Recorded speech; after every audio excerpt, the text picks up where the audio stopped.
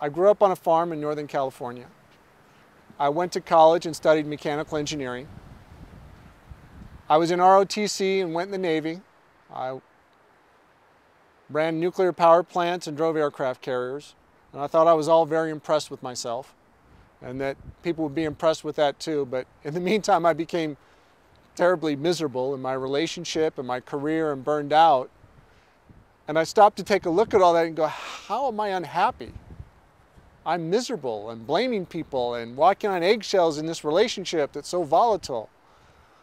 And what am I doing that's my part? And this is 20 years ago. And so I looked inward and said, I got to go change this decision-making process that is getting me into this emotional state. And I got to change it because I want to be happy no matter what. So shortly thereafter, I met a fine gentleman named Miguel Ruiz, who later wrote some best-selling books, who is brilliant and wise, and most of all, unconditionally loving. And he taught me how to do that. And he was just unconditionally loving of me.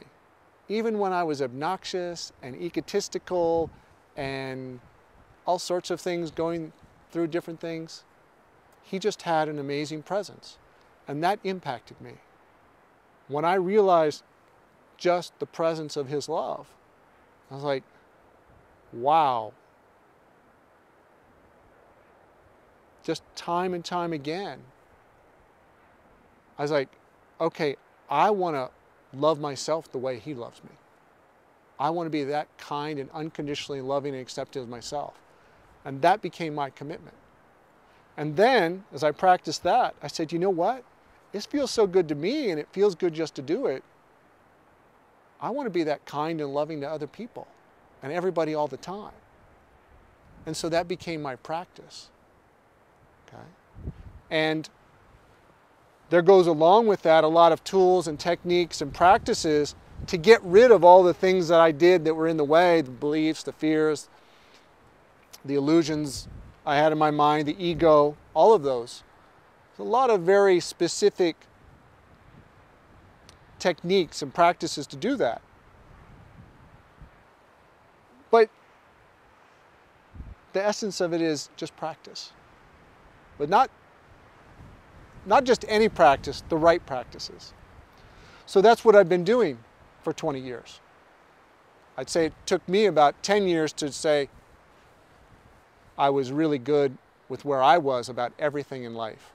It's one thing to be good with myself, but it's another thing to be at peace with the world where you see chaos and injustice and inhumane treatment of other human beings. And how do you make your peace with that? That wasn't a lesson I took on day one. That took several years to say, oh, I understand what's driving these people, and I can have compassion and understanding for it. Don't agree with it, but I can have compassion and understanding for it.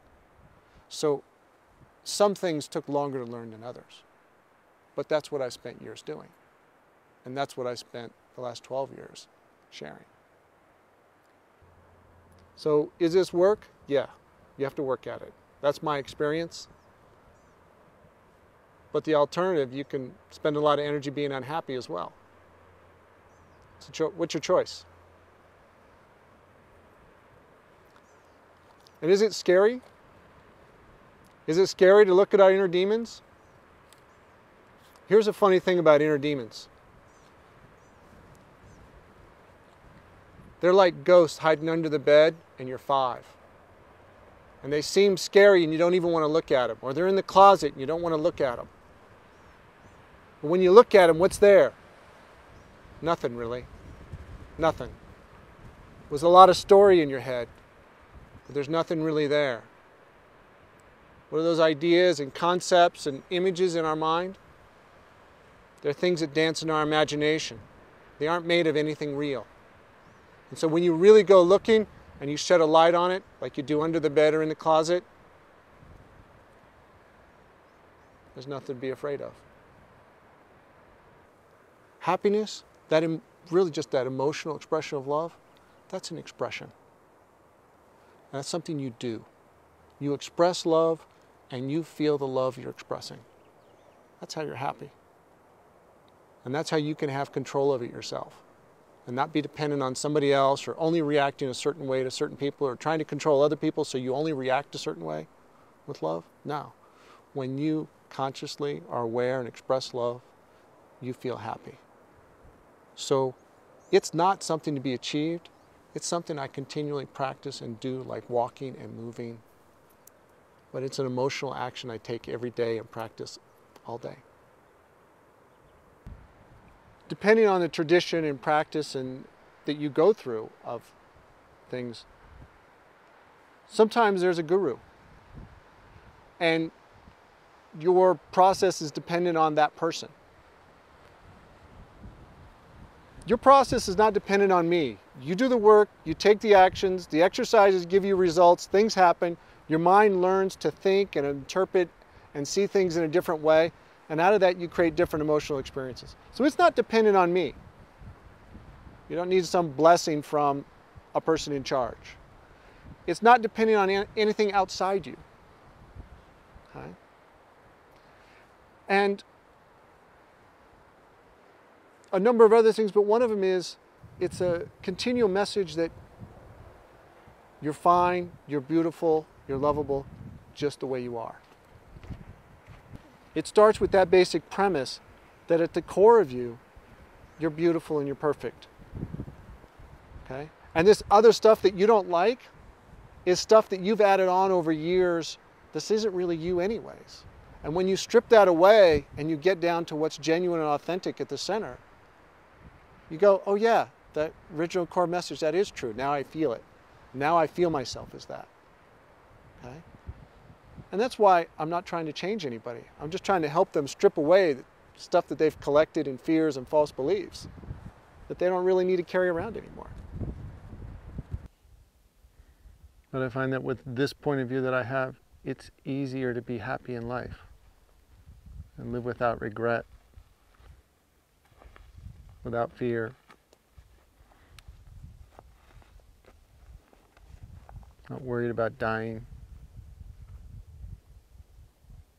On this point of view, it's easier to be grateful for the moments that I have.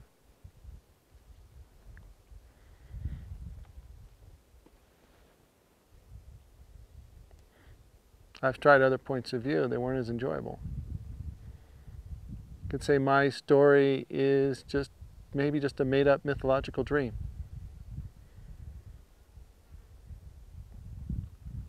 But I enjoy it.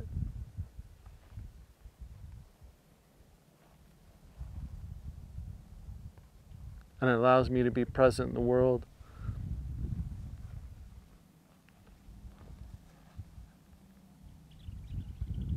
And unafraid of death. I'm present in the moment. While my mind is quiet.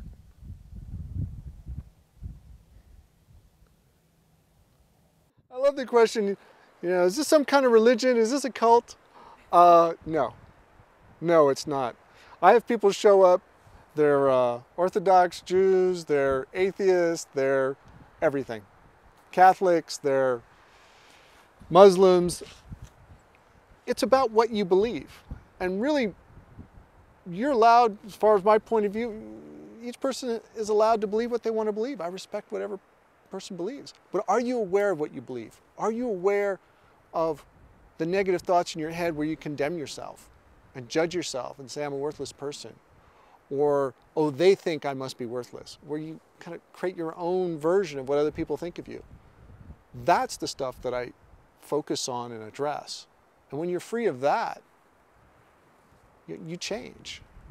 And you feel more love. And then your own version of religion or God, and however you interpret that, God, because you feel different, your version of that deity changes too.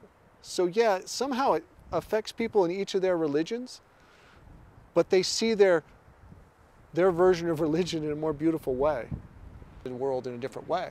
Just the question is, what are you creating today?